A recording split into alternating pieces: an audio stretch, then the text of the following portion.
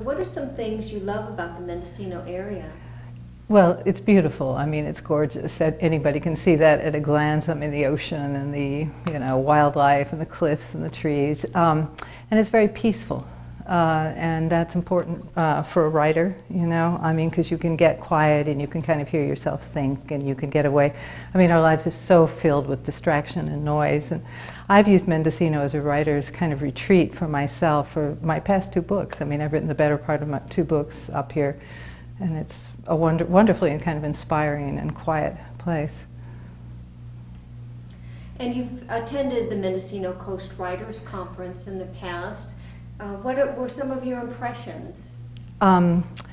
Yeah, I really was, first of all, it created an environment that was very precious. It was a very supportive environment for writers. I mean, for 4 days, we were made to feel that writing was the most important thing in the world. Certainly the most important thing we could be doing with our lives. And that was phenomenal because there's not a lot of support for writers out there in the world. I mean, the world is not listening, it's not paying attention, it's not giving us time, And this place, I really felt validated. I felt like, my writing was important and I came away with a lot of inspiration.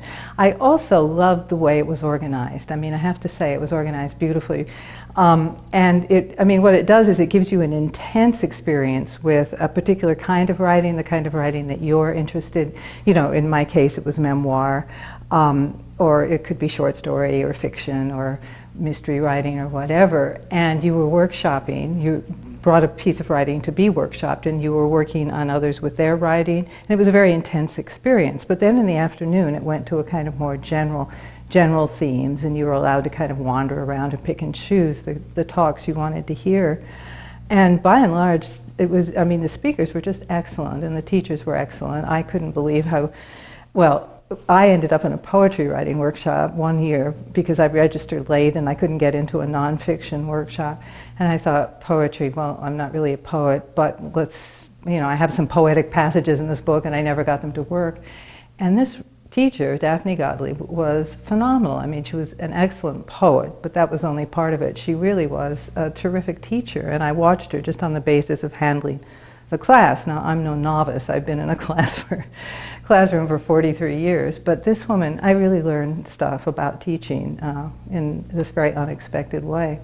So, all in all, it's been a terrific experience. So, do you have any advice for new writers? Oh, yes. Read.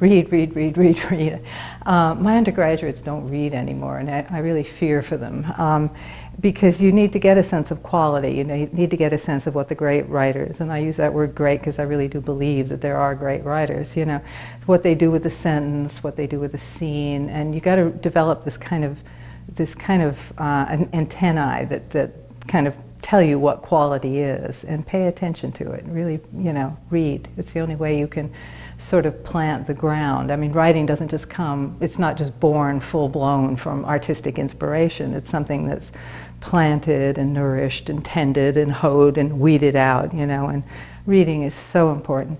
And just write, keep writing. The more you write, the better you get. And emails, will do. I mean, letters of recommendation, a big challenge for me, and they help. Every little bit helps. But also push yourself outside your comfort zone so you're doing things that you wouldn't, don't come so naturally or so easily. And then find people who will read it. If you don't have a writer's group, find one. If you can't find one, form one. They're so important. And you read out loud, hear your own voice, and get feedback, reality checks from other people. That's what I would say.